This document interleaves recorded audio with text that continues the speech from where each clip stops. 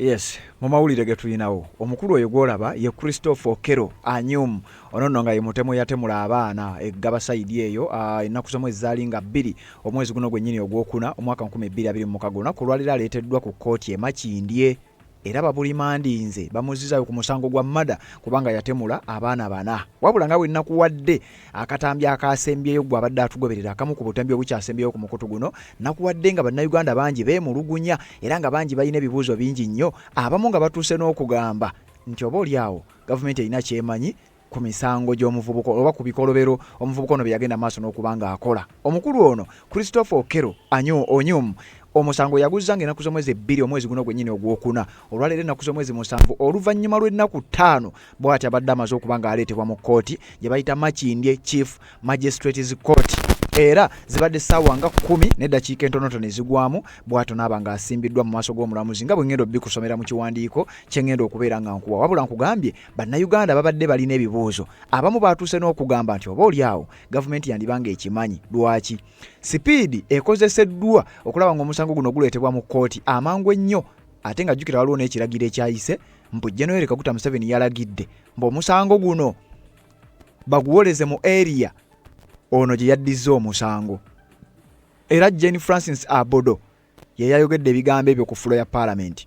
Kakati kyebuuzibwa bannayuganda abasinga obungi kye beebuuza lwaki sipiidi ya kika kya waggulu ngenda kuwa amawulire then nkuwe n'ebimu ku bibuuzo bannayuganda bye beebuuza naye nga ye omukulu Christopher Okero Anyum yoyo gwolabaawo abadde amaggulu amaaso ye yatemudde abaana 4 abaana abato kubanga essomero lyabadde lya daycare baana babadde bato yabatemudde bonna ne baba nga kati baaziikiddwa bazadde b'abaana abo bagambibwa okuba nti buli omu yaweereddwa ssente obukadde 10 nga bwe wawulidde akatambi bbalamu ng'ategeeza ensi simanyi oba babadde bakompasetinga oba babadde babanyiga biwundu kuba kubagiza n'ebirala ebifaanana bwe bityo kakati yo omutemu amaze okuba ng'aleetebwa sinnamanya kibonezo ki bagenda musalira byonna ngenda kuba nga mbikutuusaako nina wano ekiwandiiko ekinnyonnyola byonna ebibaddeyo mu kkooti nga bwe mbikulagane ku butambi ate era nga bwe twengerayo naye nkugambye bannayuganda bangi balina ebibuuzo abamu batuuse n'okubuuza ebibuuzo ebikakali bye ŋŋambye waaye kanka kwongere mbeere ng'ate nabyo mbikuwaako kopi yatematemye abaana kyensobola okumwogerako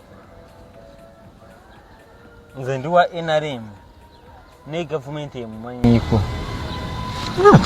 Oyo agambye ye wa NRM naye ye endowooza ye gyawadde era nga naye ali omu ku abo abangi ennyo ababuuza ebibuuzo ebingi ku musajja ono n'ekikolobero kye yakoze ne sipiidi etwalibwamu omusango eyongedde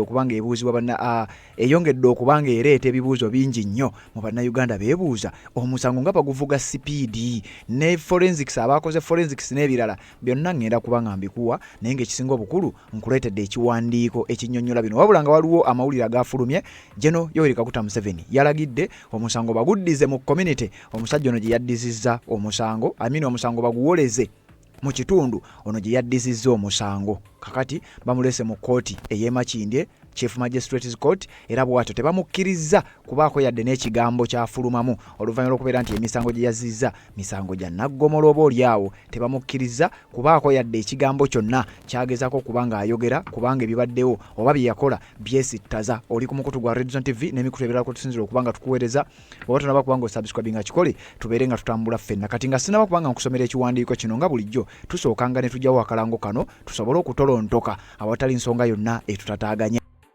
Nsonga z'obufumbo olina omwami naye ng'akutawaanya olina omukyala ng'akutawaanya bajja ne bakwagalako ne bagenda gwe alina ebizibu mu byenfuna nga ssente zikuyita mu ngalo w'oteeka ssente zifa bufi b'owola tebazza gwe aloota ng'ogwa mu nnyanja gwe alumizibwa omutwe nga guganja okuwona naawe aloota ng'ebintu bikozesa ensonga z'obufumbo nina ekifo ku mugga awali amayinja wennyambulirako ebisiraani ekikwa ekifiiriza omudibo obutaganja obutaweebwa nzijanjaba abantu ab'enzikiriza zonna nsiŋŋaanibwa njeru ku lw'ejjinja gwanjagala kuba ku nnamba yange eyo naawe aliye wale nnyo yita ku WhatsApp.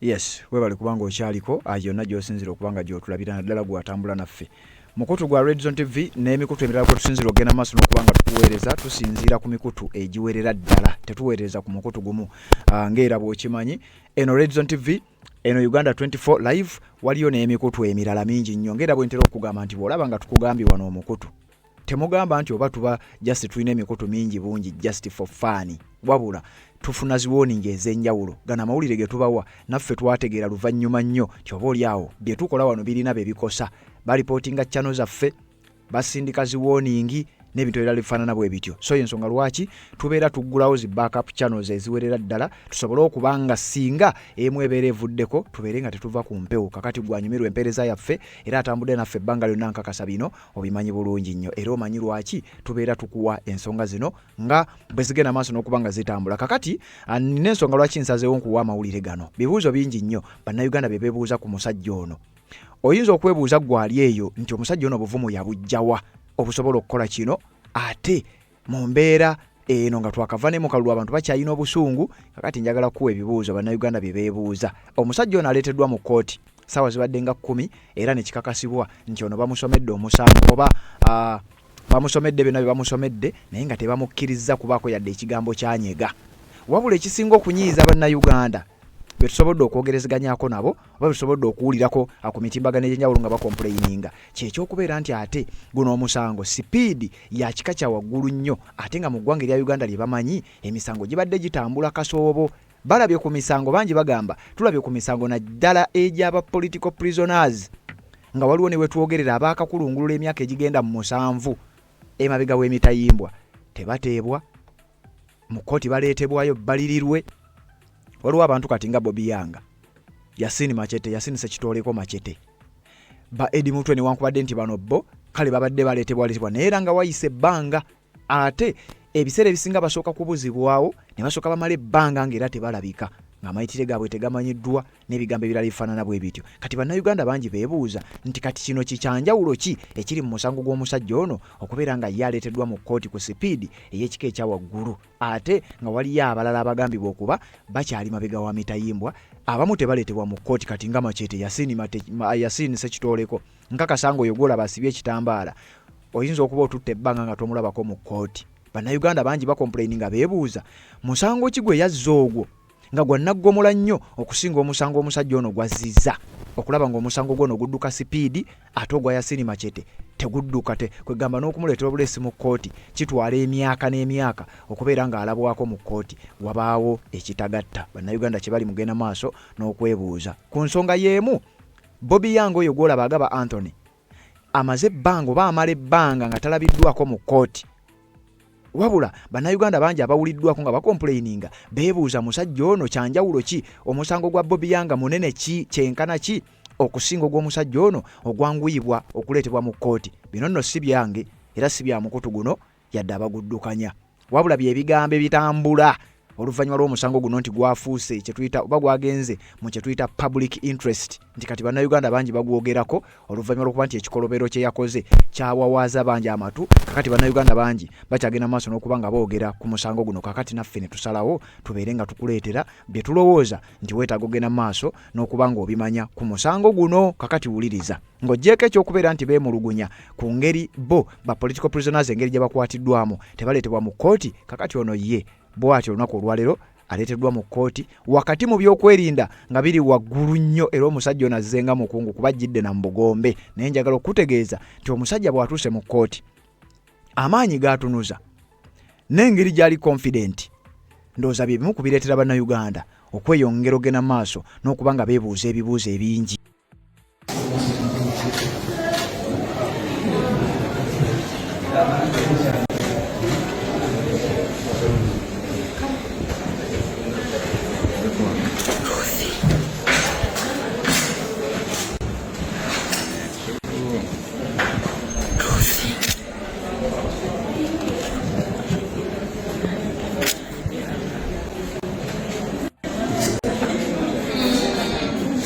Look here.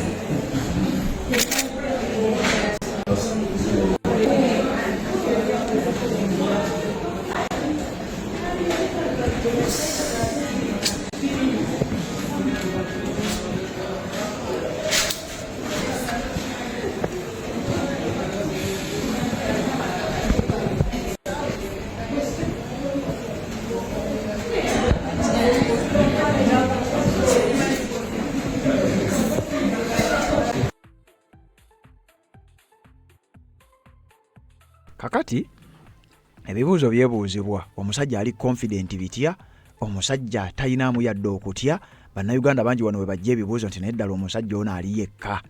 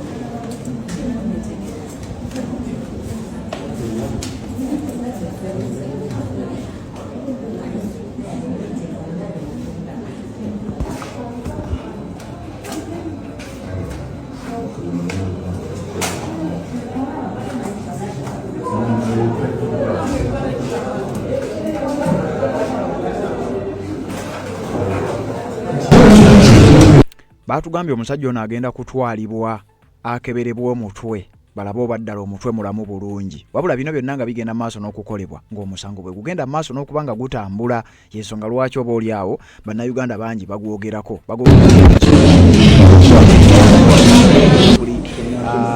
gwafuuse kwegamba yafuuse gwagenzeemu kye tuyita public interest. Bannayuganda bangi nnyo bakyagenda maaso n'okuba nga bagwogerako, wabula buli omu agwogerako bubwe. Abamu beebuuza lwaki gudduka sipiidi, omusango baguvuga sipiidi. Omusajja bamulese mu kkooti mu nnaku 5, oluvannyuma lw'ennaku 5 bamusimbye mu maaso g'omulamuzi. Kyokka nga bagamba waliwo emisango egimanyiddwa nga gino emisango gimaze emyaka n'emyaka, naye ng'oba oli awo tebakyagyogera nako balirirwe. Abantu abamu lwe baleetebwa mu kkooti ekintu ekiraga nti bano oba oli awo bayinza okuba nga bajja kubeerayo akabanga, oba oli awo okusinga, kubanga omusajja ono bw'aleetebwa mu kkooti munnange tomanya basobola okukyalenjinga bannamateeka. Era teweewuunya nnyo, waliyo munnamateeka agenda okuvaayo awolereza omusajja oyo, kubanga era mu mateeka bwe kirina okuba. Kati tomanya munnamateeka oyo ayinza okujja nga w'amaanyi nnyo era ng'awoza nnyo, omusango ne gugenda maaso n'okuba nga ate gutambula mu ngeri gy'otayinza kuba ng'osuubira. Naye ebyo asibye ebituleese si bye bikulu. Njagala kuba nga nkuwa ku kiwandiiko ekiraga omusajja ono ensonga bwe zigenda maaso n'okuba nga zitambula, nga bwe tutambuza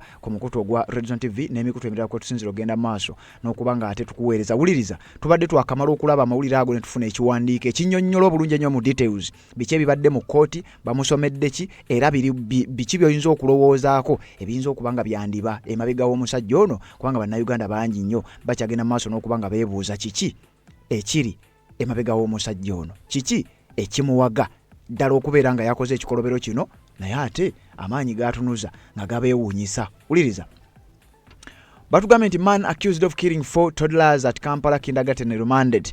Nakuza omwezi nga 7 mwezi gwa 1 mwaka 2026. Ono omutemu agambibwa okuba nti yasse amabujje abaana bana abato kindergarten ye mu bitundu bye mu Makindye omwo.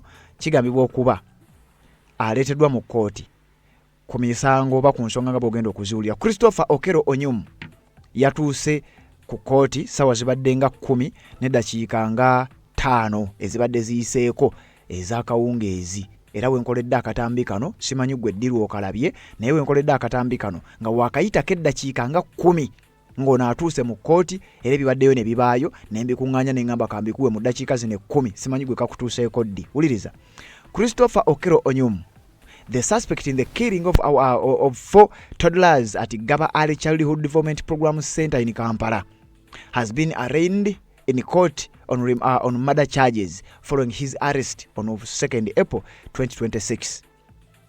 Oyo golaba Christopher Onyum ye suspect eyattiddwa, jukira akyali suspect, omusango tegunnamusinga, tannasalirwa, akyali suspect. Aleeteddwa ku kkooti eya Makindye ku misango egy'okutta abaana ku ssomero erimanyiddwa nga Gaba Early Childhood Development Program Center mu kibuga Kampala.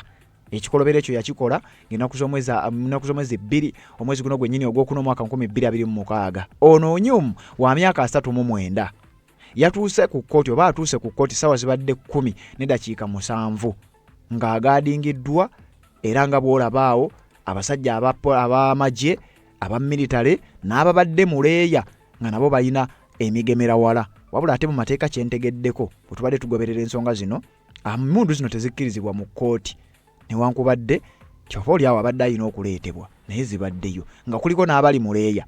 Zibadde ssaawa 10:7 ne bamutuusa, era ng'ali mu bukumyo bw'ekika ekya waggulu ennyo, nga n'abantu ba bulijjo batudde wali bagenda maaso n'okuba nga bamutunuulira. Simanyi babadde baagala bamubaweemu babeere nga bamukuba, naye alabise ng'alinga omukubeekube era nga bw'ogenda okulaba.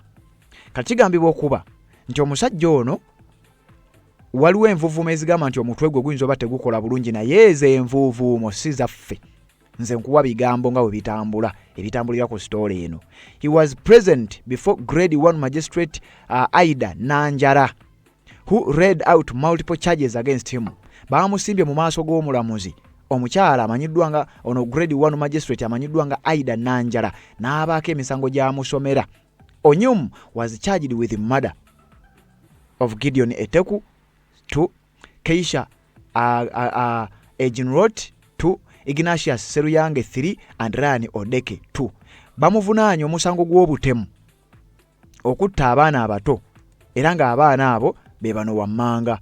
Kuliko omwana amanyidwa nga Gideon Eteku wa myaka 2. Bamuvunanye omusango gwa mada okutta Keisha Agenroti wa myaka 2. Omusango mulala gwa kutta Ignatius Seruyange wa myaka 3 ne Ryan Odeke ow'emyaka 2. Bano be yatema atema ku ssomero eryo.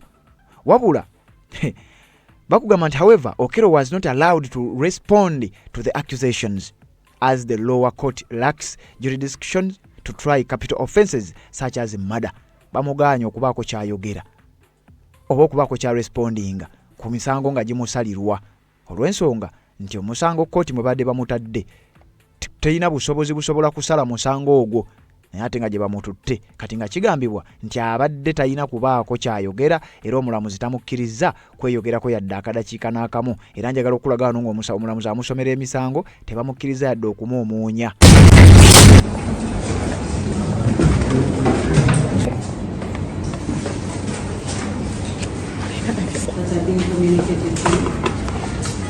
Christopher Okero, male adult, 39 years old, Lango by tribe, Kizan, resident of Katumba Zone, Kayanja, Nakawa Division, Kampala District. You are charged with 4 counts for the offences. Number 1, murder, contrary to section 171 and 172 of the Penal Code Act, Cap 128. It's being alleged that you, Christopher Okero, on the second day of April this year at Gaba Alechadu Development Center, Gaba Trading Zone, Gaba Parish, Market Division, Kampala District, with malice aforethought unlawfully caused the death of Eteku Gideon. Count 2, is also murder, contrary to section 171 of the Penal Code Act, Cap 128. Being alleged that you, Christopher Okero Onyom, on the second day of April this year at Gaba Alechadu Development Center, Gaba Trading Zone, Gaba Parish, Market Division, Kampala District, with malice aforethought unlawfully caused the death of Keish Ogenworth Otim. So murder, contrary section 171 and 172 of the Penal Code Act, Cap 128. It's being alleged that you, Christopher Okero Onyom, on second day of April this year at Gaba Alechadu Development Center, Gaba Trading Zone, Gaba Parish, Market Division, Kampala District, with malice aforethought unlawfully caused the death of Seruyange Ignatius. The last count, number 4, is also murder, contrary to section 171 and 172 of the Penal Code Act, Cap 128. It's being alleged that you, Christopher Okero Onyom, on the second day of April this year at Gaba Alechadu Development Center, Gaba Trading Zone, Gaba Parish, Market Division, Kampala District, with malice aforethought unlawfully caused the death of Odeke Ryan. Yes, madam, I have understood. You did not say anything in this court because it lacks the jurisdiction to hear this matter. State how from the inquiry. Inquiries almost done. We seek your indulgence after matter tomorrow. Kakati abo babadde bamusomera misango. Era olumaze ogimusomera bannayuganda bangi nga bwe nkugambye bangi bagezaako okulaba nga buli omu awendowooza ye oluvannyuma lw'okuba nti omusango kakati guli mu ngeri ya public. Bannayuganda bangi bakyagenda maaso n'okuba nga bagukubaganyako ebirowoozo era ekimu ku nsonga lwaki bannayuganda bakyebuuza bagamba sipiidi ng'esusse we twogerera omusango bagamba okunoonyereza kumaze okuba nga kuggwa almost complete. Okunoonyereza ku musango guno kulabika kugambibwa okuba nti kuwedde okusinziira ku kiwandiiko kino kye nnina. Wuliriza wano we batugambye. According to prosecution led by Chief State Attorney Jonathan Muwaganya and Anne Kiza, investigations into the 2nd April crime are almost over, almost complete. okusinziira ku prosecution, Chief State Attorney Jonathan Muwaganya ne Anne Kiiza bamaze okutegeeza nti investigations z'omusango guno zonna zimaze okubanga almost ziri complete.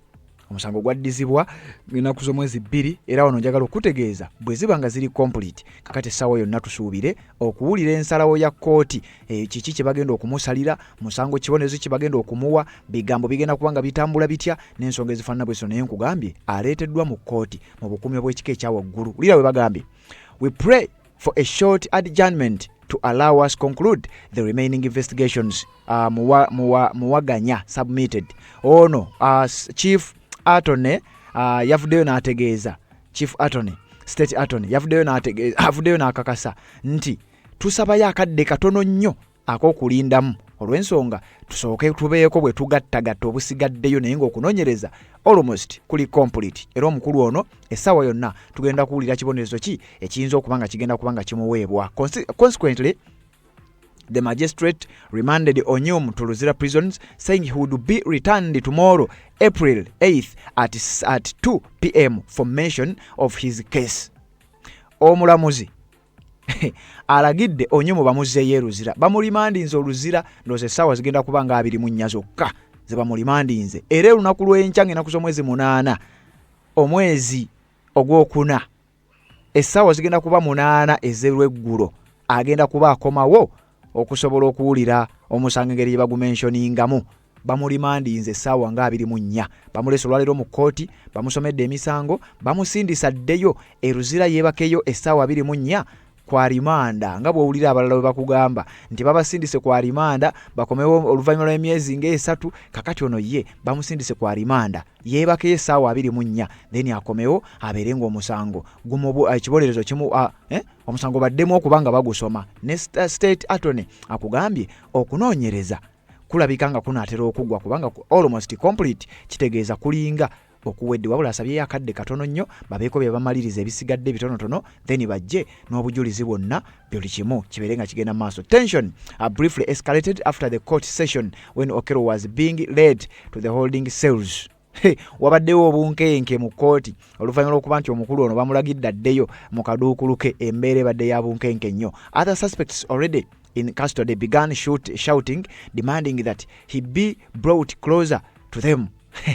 Nti wabaddewo abantu abalala other suspects bo badde batandise okuba nga bagamba bamuleete bamubasembeze nga babadde bawanika emikono nga bagamba bring him here, we also show him, nti mumuleete wano naffe tumulage. Some of the suspects yelled, prompting concern among the security officers.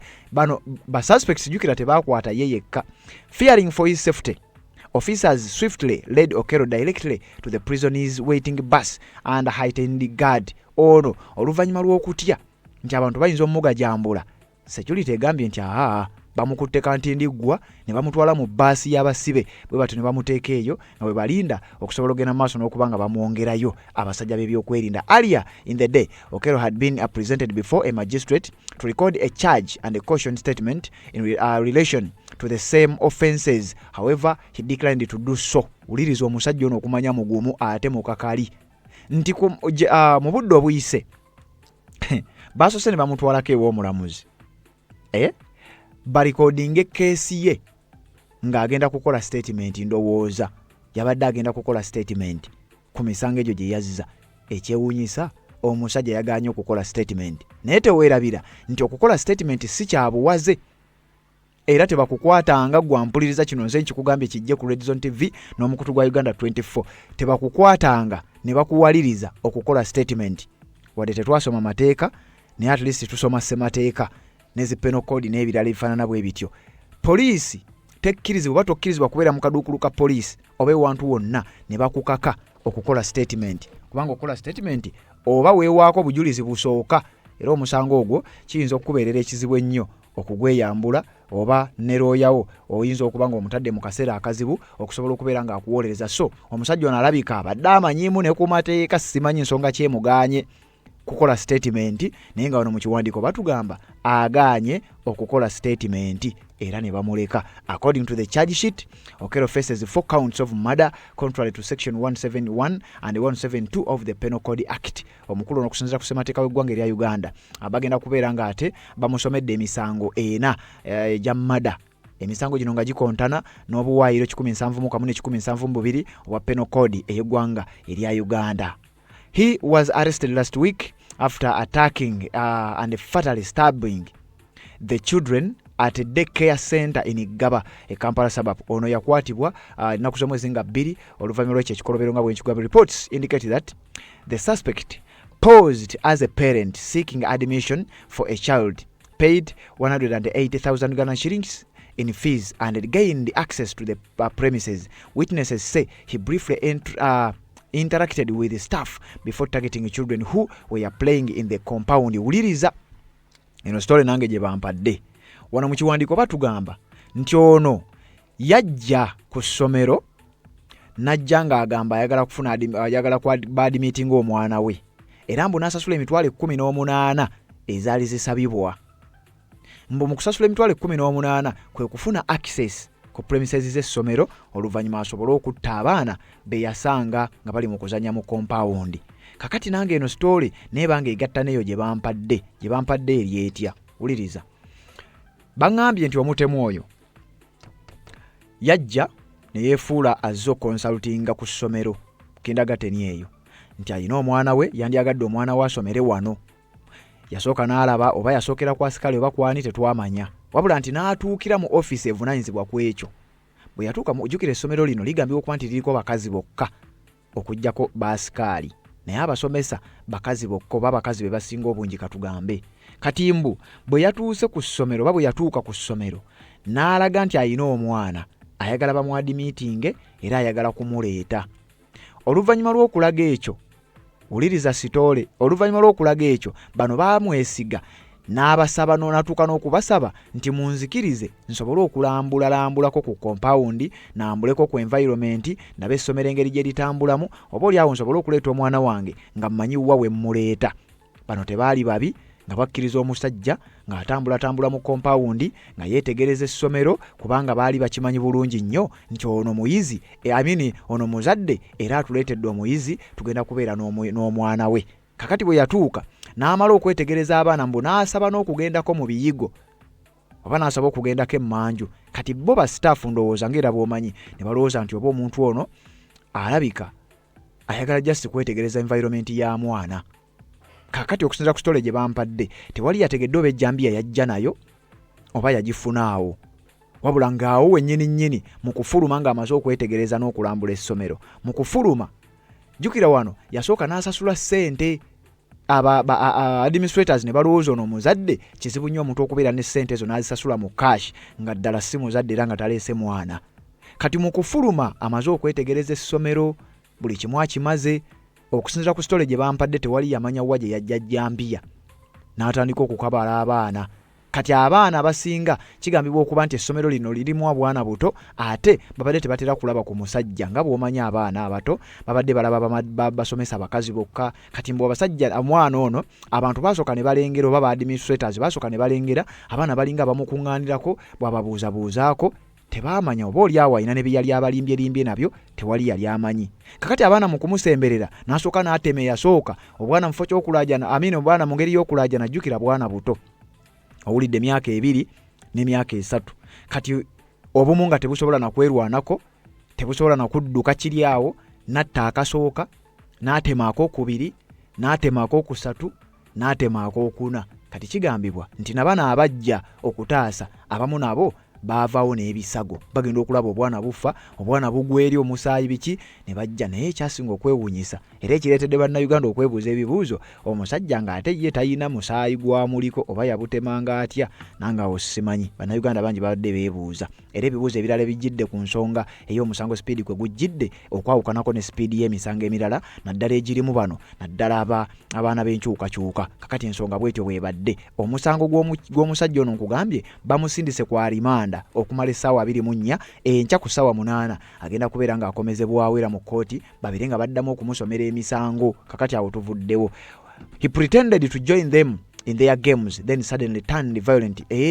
Nti yagezaako yasooka ne yeefuula nti abaana baali bazannya mu compound mbu n'asooka yeefuula azannya nabo abaana kwe kumukuŋŋaanirako.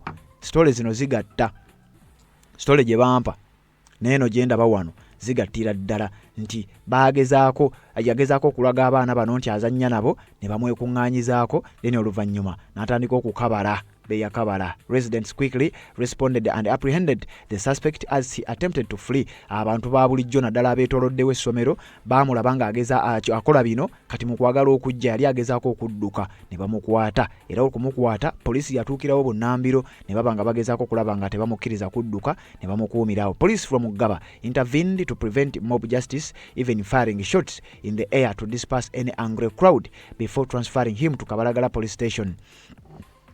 Poliisi we yatuuka yalaba ng'embeera ya bunkenke nnyo ng'omusajja ono abantu ba bulijjo ababadde baali bamukutte ku kikolobero kye yali akoze baalaba ng'ekyamazima ekikolobero kinene nnyo era mbu waliwo abaali baagala okumugajambula. Poliisi neekola ekisoboka okulaba ng'emuggyawo bwetyo n'emutwala ku poliisi y'e Kabalagala okusobola okumutaasa abantu okubeera nga baali bagenda kumugaaya baali bagenda kumulya buva. Kakati njagala okutegeeza poliisi ye yamutaasa era sitoole bwetyo bwe yali eyo. Then poliisi n'emugjawo bwetyo neeba nga yamwongerayo era nga yamutwala ku poliisi n'aba nga yataasibwa. Ekyo ne kiba kimu. Eyo sitoole nenkugamba nti bwetyo bwe yatambula. Naye nkugambye bannayuganda bangi abawuliddwako nga boogera ku musango guno bakompuleyininga newankubadde ng'omutemu yakwatiddwa bangi bawuliddwako nga bakompuleyininga beebuuza lwaki guno omusango nga gudduka sipiidi n'egyaffe bagidduse sipiidi naffe abantu baffe wakiri babaleete mu kkooti babawozese ekinaabawo kyonna kibeere nga kibaawo. Kakati wuliriza waliwo ebibuuzo ebirala era bye ŋŋenda okukuwa naye njagala okukutegeeza nti bino si bigambo byaffe, bigambo by'abantu ssekinnoomu.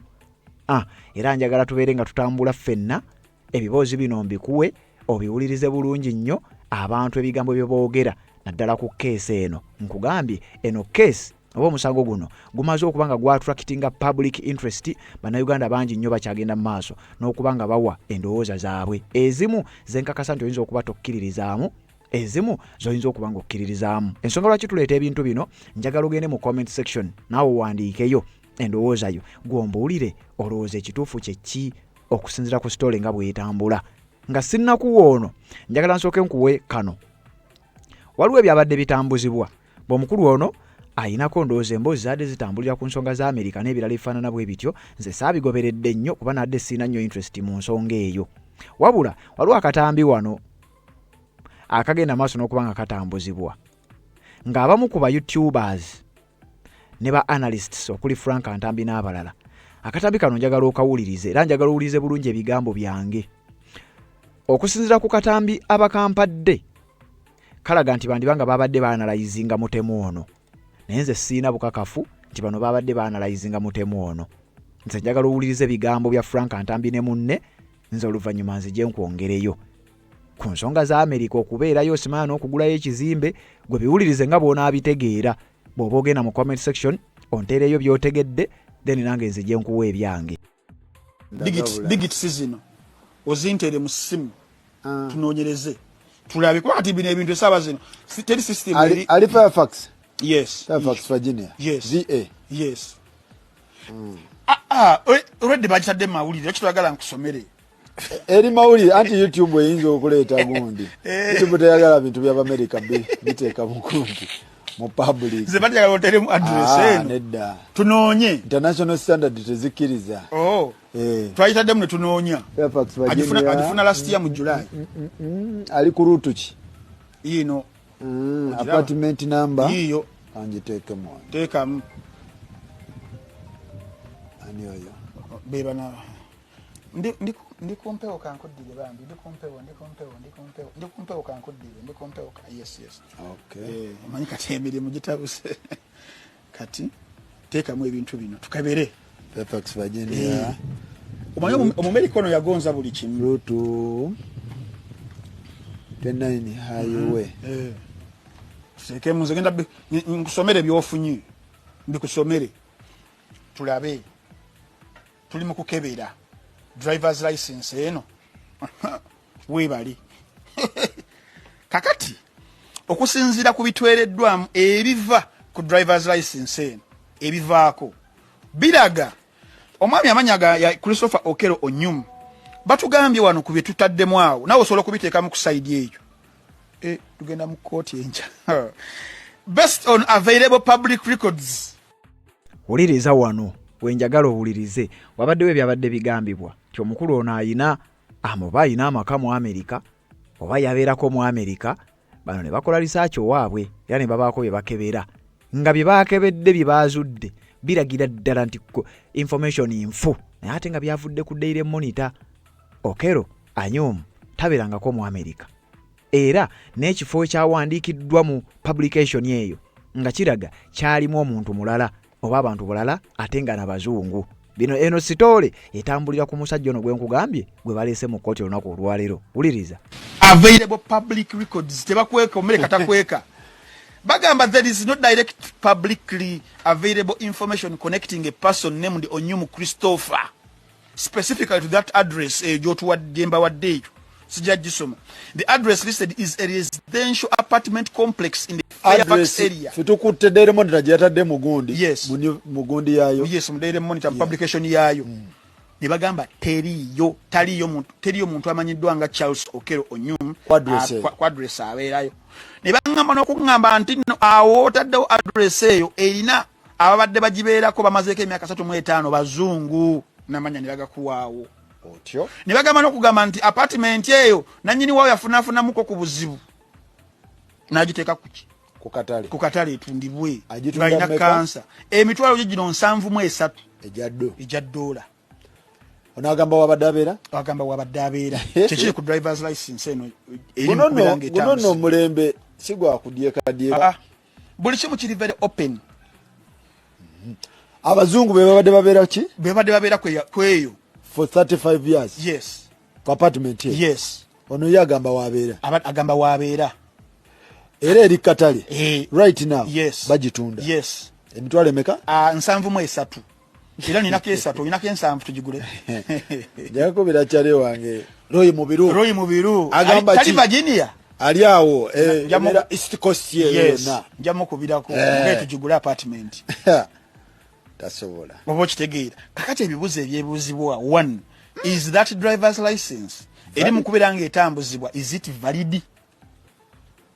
Ntuufu abadde mutunze abadde mucha vista wetugenda ku anti kitege tudde ku story gyetandikira nti agendayo for treatment eyaki ey'obulwadde. Woba ogendedde ku treatment y'obulwadde teri nsi kino nkikuddiramu etegeera esobola kukuwa driver's license ng'oli ku treatment ya bulwadde bwa mutwe. Biriwa mu wano Uganda mu abatagoberera bintu mental disorder. Tewali asobola kuwa ng'olina obulwadde ku mutwe nga ne recommendations z'eddwaliro ziraga nti obadde mutabufu wa mutwe eggwanga ne likuwa license naddala Amerika eno yagijjawo. Kitubuuza wabanga ddala abagamba ntuufu Daily Monitor agijjawo kibuuzo ekikulu who is leaking these things to the media? Daily Monitor tebakoze research open simanyi kuba bo bagamba nzerere muntu kyenjesigira bo bagamba but I trust them. Of course bo bagamba ensonda ezesigika mu kunoonyereza kiba kitegeeza nti okunoonyereza bali mu kunoonyereza bye balikinga ebintu bino mu mawulire. Tugende empola license egamba nti yagifuna ogw'omusanvu nga musanvu ogwokubiri 2025 yagendayo 2017 ng'eggwako mu gw'omukaaga emisolo ogw'omukaaga 2031 definitely. So yagenda mu mulembe gwa Trump. Yes, 2017. That is if kituufu nakyo. That is 2017. Yes. Mulembe gwa Trump yali agaba gundi nga yali agaba permit nga tonnafuna butuuze. Omuntu yali akireeseewo ekyo yali Biden. Naye nga ne Biden awa myaka ebiri ku muntu atalina social security number. Ayagala afuna data waabwe bayingire mu system. Ku atalina socials. Nenga olina address nenga tolina. Oh yes, webali. Tolina social. Yes. Ng'akuwayako emyaka ebiri oyingire mu system. Ebigambo ebyo bitambulira ku stole y'omusajja oyo byabadde bigambibwa nti omusajja omutwe tegukola bulungi era agenda mu ggwanga lya America n'afuna obujjanjabi nti ate simanya alina driving license ate bano bagenza okusaakinga. Nze ngambye nja kusaakinga naye kansooke mbawe bino bagenza okusaakinga era oba oyagala naawe osobola obisaakinga kaawo. Amaka ge baatadde mu mawulire tegaliiyo ajeegali naye tagabeerangamu. Ekyokubiri tafunangako driving license ey'eggwanga lya America naye ate nga mu mawulire kyalabikiddemuko. Ebibuuzo ne byeyongera ebingi ennyo ku nsonga y'omukulu ono. Nange ne ngamba nti nja kujja mbeere ng'ate njikutuusaako era ensonga lwaki bw'abadde atuusibwa ku kkooti naye abasibe banne baatuuse n'okwagala okumusaba mu mutuwe tubeere nga tumugajambula.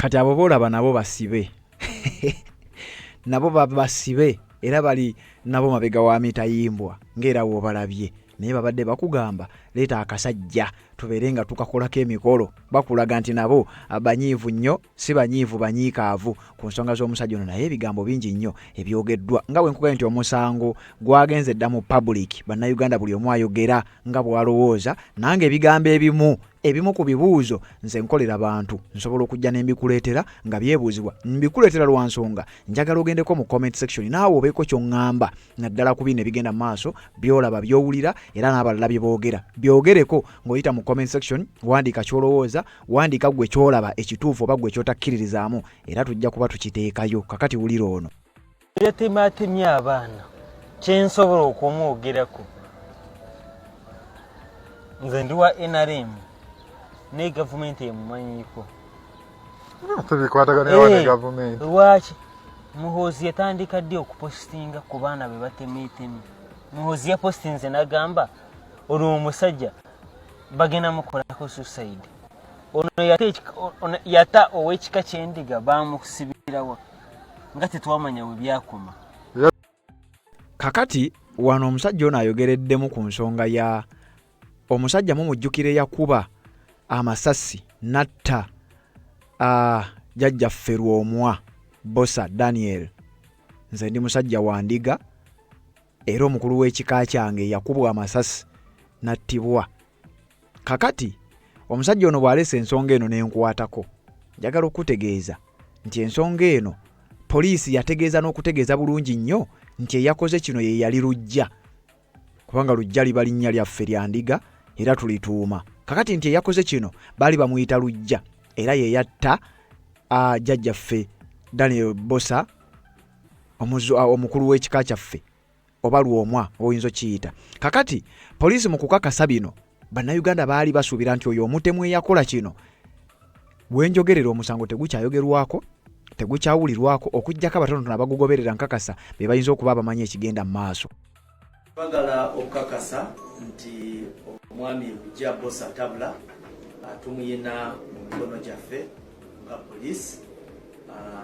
Lujja ye main suspect oba omuntu wetusongamu olunwe okusinga abalala bonna okutemulwa wa mukulu wa Ndiga clan eyafa bali bayita engineer Daniel Bosa. Era Lujja twamukwase jjo twamukwatidde e Namulonge mu Sukuma kyalo kye bayita Kimerika. Naye Lujja ono tumuyinako n'emisango emirala kale eyo njagadde kuyitirayo lwa nsonga nti omukulu ono bye bintu byabadde ayogerako byalifaalinzeeko. Njagala nsooke nkulekera akatambi kano nga bwe tugenda mu maaso n'okweyongerayo n'ensonga nga bwe nzikuleetedde. Omukutu oli ku gwa Redstone TV weebale kubanga okyagoberera gwe atambula naffe atanaba kubanga osubscribe nga kikole kirira wansi awo olaba ekigambo subscribe kikwateko kwata kade ka notification obeera omu kwaba basooka okumanya buli otuba tutaddeyo. Genda mu comment section teekamu obubaka ku nsonga zino zennyini ze tugenda mu maaso n'okubanga ate tukuleetera. Njagala owulirize ebigambo by'omukulu ono obimaleyo then oluvannyuma nzije ate tubeere nga tweyongerayo. Olw'ekika ky'endiga waliwo n'omusajja w'ekika ky'endiga n'ogwakuma amasasi bamusibirawa. Mr. Muhoozi mbuuza gwe nze ndi wa NRM nako waliwo banayata Kaweesibiki baakomawa. Oyo omusajja bamusasi bayambadde essaawa ya poliisi ayambadde n'ennika yasa abaana kati nga gavumenti bigigasizaawa diversion kuva kuki baagala tuve mu ki boboine agenze ebweru boboine bamubbi akalulu tudde ku ebyo n'owaayo obulamu bw'abantu bana kati nno bwe basse n'abantu 10,000 Kaseese olwo obwana obu n'obuto obutannamanyika. Gavumenti eyina obanga ebimanyiiko bino kubanga lwaki mutapostingangako ku kintu kirala anti kati kyekiriwo of course kyasikeyalinze eggwanga ate of course CDF abalina okupostinga ku kintu eggwanga nga liri shaken abalina okipostingako of course okulaga nti nabo kibakutta of attention. Oyo atera opostinga nnyo ku Mwenge ku best hotel e Nateete. Lwaki apostinga ku bino? Lwaki oyo omuntu temumuleeta ne bamukuba amasasi ne bamuteeka kalabba? Era teyagambye tebasobola muteekako. Lwaki? Ora ne bana bata mukulu w'ekika ky'endiga wata Kaweese wata biki bagamba nti tubateeke mu ki tubateeke ku kalabba. Omanyiwo byakoma ninga yawulirako ku tteeka awo nga batandise okuttatta abantu. Nawulirako ku tteeka libagamba muzaire yasayiningako litugeze waabanga omusango gw'okutta omuntu gumusingiddwa agenda kalabba. Bali sayininga tebali sayininga ate tusobola kumanya nkugende bino bagenda mutiga ku TV ekiro tumulabe nga tumulabe naye tebalina kye bagenda mukola. Kati enoga wuliriza okutta n'abaana kiinako okubuusabuusa okungi nti gavumenti yende bange ebimanyi Marona agenda ku gavumenti lyesomero teryabadde na security kakinda gati nyako kuwulira bwana bwe basoyo omusajja polisi ye yasoseeko bwe baso bwana bwe basoba obwana polisi ye yasoseeko nga abantu bakakwata omuntu baagala tukazona omuntu baagala kumutta polisi ye yasoseeko era omusango gwasose ku CPS nebasanga omusajja yambadde essaawa ya polisi yambadde n'ennika abadde ayambadde ennika. Kisoboka obanga oba mugwi wa ddalu nga gwe bade tugamba mbu oli mugwi wa ddalu. Siri mugwi wa ddalu nze. Kisoboka okubanga waliyo abantu nga balina mental illness oba mental disturbances nga wabeera mu bantu alinga omuntu wa bulijjo. Bagenda mutwala ebutabika bakebere naye omusajja talina buzibu. Buli muntu yenna gwe basindika musindike. Lwaki musa abantu ne mbamalawo mu ggwanga? Mugenda funa ki mu nsi eno? Mugenda leo kutuula tulinde tulabe ebiva mu kunoonyereza ku musango ogwo. Naye omusango kati gwetagamba nti ono omusajja tuli munoonyerezaako tumututte mu kooti ate tumulese ku lemandi ate afunye ebbeiro nga obujulizi weebuli n'obukakafu ne evidence. Omusajja yassa abantu nsonga z'obufumbo olina omwami naye ng'akutawaanya olina omukyala ng'akutawaanya bajja ne bakwagalako ne bagenda gwe alina ebizibu mu byenfuna nga sente zikuyita mu ngalo wooteeka sente zifa bufi b'owola tebazza gwe aloota ng'ogwa mu nnyanja gwe alumizibwa omutwe nga guganja okuwona naawe aloota ng'ebintu bikozesa ensonga z'obufumbo nina ekifo ku mugga awali amayinja wennyambululirako ebisiraani ekikwa ekifiiriza omudibo obutaganja obutaweebwa nzijanjaba abantu ab'enzikiriza zonna nsiŋŋaanibwa njeru ku lw'ejjinja gwanjagala kuba ku nnamba yange eyo naawe ewala ennyo yita ku WhatsApp.